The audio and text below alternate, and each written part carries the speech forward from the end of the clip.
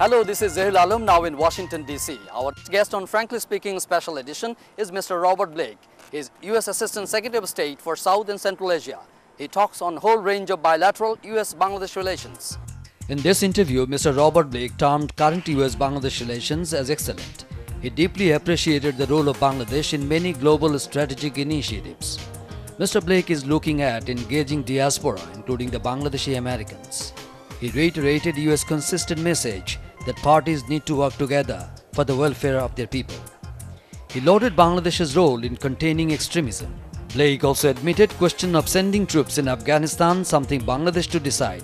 He sheds light on new mechanism to improve trade and investment and pointed out that American companies are interested helping and doing more in offshore oil exploration and development. On the top of all, Blake said, definitely Bangladesh is moving on, and Secretary Hillary Clinton is coming to Bangladesh in the next year to see the progress that we have made.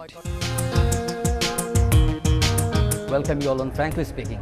Our very special guest today is U.S. Assistant Secretary of State, Mr. Robert Blake, who is responsible for South and Central Asia at U.S. State Department. We welcome Mr. Robert Blake. Thank you. Delighted to be here. Thank you so much, sir. Sir, how do you describe the U.S.-Bangladesh relations right now? It looks pretty solid and pretty strong right after the visit. You visited last June in Bangladesh as well. Yes, I think relations between the United States and Bangladesh are excellent, but I wouldn't attribute them to anything to do with me.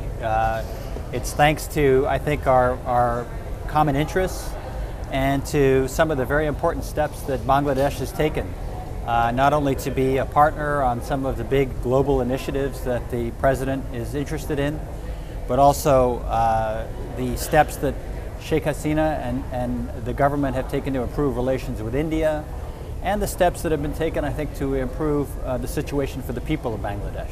How would you define the global interest? I mean, the U.S.-Bangladesh, the common global interest. I think one of the hallmarks now of relations between the United States and India is that increasingly we're cooperating on some of the big global issues of the day. We've always appreciated the very strong role that Bangladesh has played in international peacekeeping operations. Okay.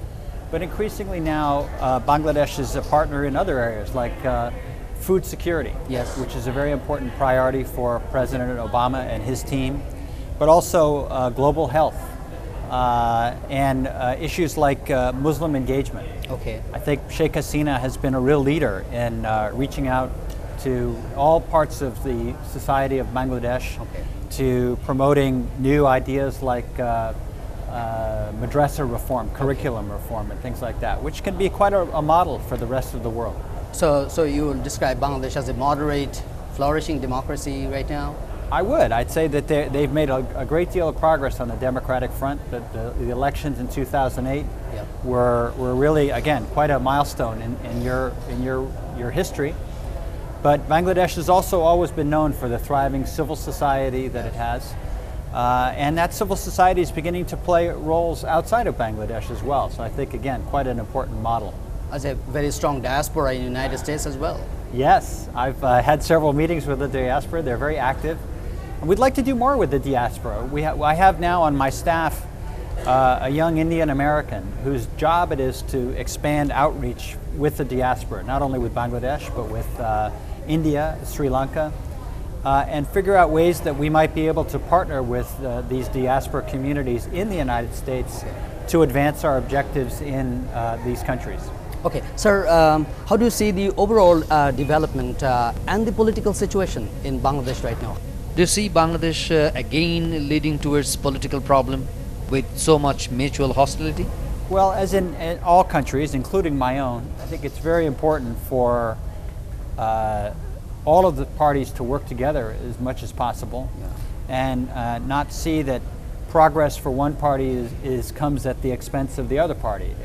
Progress for Sheikh Hasina and her party is going to be good for Bangladesh, and I think all the other parties should welcome that, and they should try to work together. And that's been a consistent message of the United States, is that all of the parties of Bangladesh need to do more to cooperate with each other. And I think the people of Bangladesh would be the beneficiary of that, and that's really what this is all about, is how do you advance the welfare of the people of Bangladesh. You know, there has been huge, the chronic political problem And under the present circumstances, the opposition party is not attending parliament. They are boycotting parliament for long. So do you foresee any kind of political, the confrontational situation again? I hope not.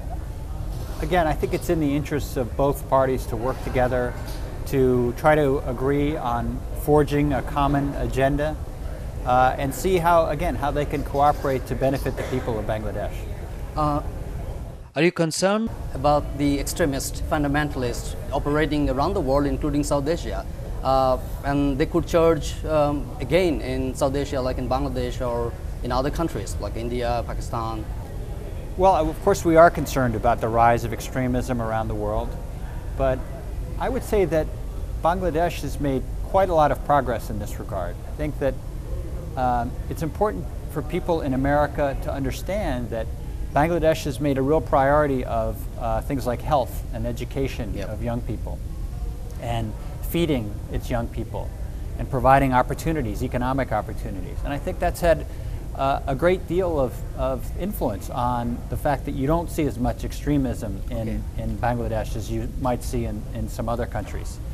And I think, again, the Sheikh Hasina's efforts to reach out and try to work with the various madrasas inside Bangladesh, particularly the Qawmi madrasas, has really made a difference, because she's trying to bring them into the process of figuring out how to make their curriculum more relevant to the needs of modern Bangladesh, because your country has experienced significant growth over the last 20 years, and it's important that the graduates of those madrasas be armed with the skills so that they can help their country to compete in the world of the future. Recently, Sir, Special Envoy, Mr. Richard Holbrooke, he met with our foreign minister. Yes. And we heard that there has been some discussions relating to the development, contributing in the peace building process in Afghanistan, how Bangladesh can contribute, and how you want Bangladesh to contribute in the peace building process in Afghanistan. Well, I was in that meeting. It was a very warm and friendly meeting. Ambassador Holbrooke primarily wanted to brief the foreign minister about U.S. policy in Afghanistan and Pakistan. Ambassador Holbrooke knows that Bangladesh already is doing quite a lot in Afghanistan, particularly on with things like health and education efforts. Yeah. You also have some of your NGOs who are working inside Bangladesh. So that's something that we very much welcome, of course. And so the two of them discussed in general terms how Bangladesh might do more, and I think Bangladesh is taking a very hard look at what more it might be able to do, and we would welcome that, because again, Bangladesh is a leader in the OIC and in the Muslim world, and can send an important message of partnership at this very sensitive time in Afghanistan's history. Okay, but you know that Afghanistan is a SAARC member country. Yes. And Bangladesh as well. Certainly. So do you want that Bangladesh would contribute with the combat troops in Afghanistan? Can contribute in that way? Well, I don't know. That's something for Bangladesh to decide. I mean, we aren't making any requests like that. Okay. But you know, again, I think we just would like to see Bangladesh contribute in whatever ways that it thinks it could be most beneficial. The questions of things like troops is, of course, always very sensitive, and that's something that has to be decided by the government itself in consultation with the parties and all other relevant people. Right.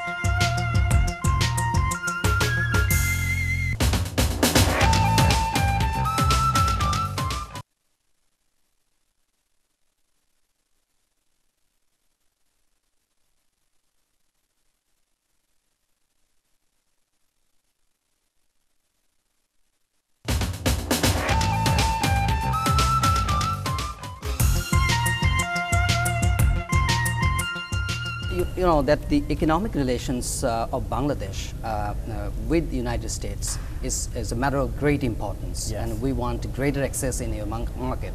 Yes. And we know that we don't have any formal bilateral forum with the United States. How U.S. is interested in building a trade and investment relations with Bangladesh, or forming some kind of economic and trade cooperation forum, or is it likely to have an agreement like TIFA, Trade and Investment Framework Agreement?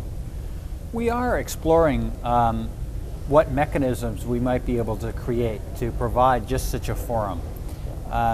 as you say, Bangladesh has experienced quite significant growth over the last 20 years, on an average of about 6% a year, which has led to a quite significant reduction in the number of poor inside Bangladesh, but also, frankly, market opportunities for American companies, not just in the energy sector, but elsewhere as well. Yeah. And so we are talking with our friends in the Bangladeshi government about new mechanisms that we could establish that would provide the framework in which we could discuss how to improve trade and investment. So we've shared some ideas with Bangladesh, and we'll wait to hear back from them. Would you share with me what kind of new ideas you shared? No, I don't think I want to share with you at this stage. Let me hear back from our friends first, Okay. and then we can talk so about it's it. not kind of related with TIFA? Well, again, I don't want to get out ahead Okay. of what they themselves are thinking about, and Okay. because it's up to them to communicate that to you. You mentioned about the energy sector development in Bangladesh. How US can offer more support and aid to Bangladesh in solving its energy problem and tackling environmental disasters. Well, I think American companies are interested in doing more to help with offshore oil exploration and development. That's a potentially very significant resource for your country, not only to help the development and the energy needs of Bangladesh, but potentially even as an export to other countries. India, for example, has a very fast-growing energy demands because of its own rapidly rising population and its fast-growing economy. And so that's a potentially very good opportunity, and that would, again, capitalize on the recent improvement in relations between your two countries. Sir, you are a career diplomat, and you are now discharging big responsibility, and you were in Sri Lanka, in India, in Maldives, and you visited Bangladesh as well, Yes. and many countries in South Asia and Central Asia.